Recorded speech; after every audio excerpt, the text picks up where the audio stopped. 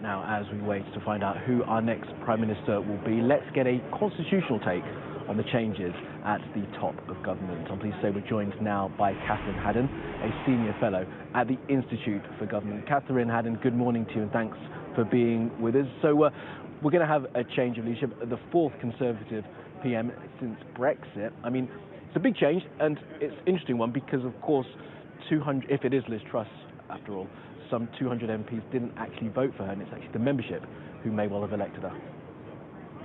That's right. It's down to her being Conservative leader, though, is the basis for her being Prime Minister. That's why it has to be a party process. But becoming Prime Minister is a separate change of job, which is why we're seeing a sort of 24-hour break between the results of the Conservative leadership and then her appointment as Prime Minister. That was decided upon as the campaign got launched back in early summer. So that's the reason why we're seeing that wait. And it allows them also to plan for the formalities of how that happens and the difficulties, the logistics of both the outgoing and the incoming Prime Minister going up to Balmoral to see the Queen for that all-important meeting where the change of Prime Minister will formally occur.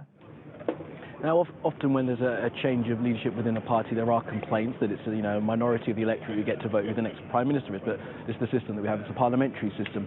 But with this particular handover that's gone on for so long over the summer when we're facing an energy crisis, do you think there'll be stronger calls perhaps to change the way that these leaders decided upon?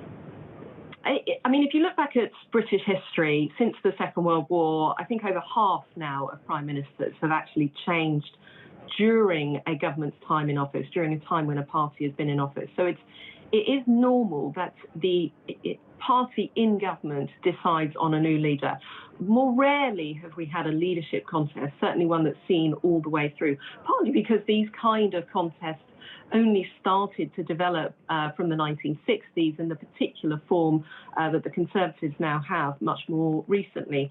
And also because we have seen changes of Prime Minister that have been a bit curtailed. So although Theresa May went through a similar contest, that finished early, Prime Minister much quicker. So it is quite normal within our constitution for this to happen.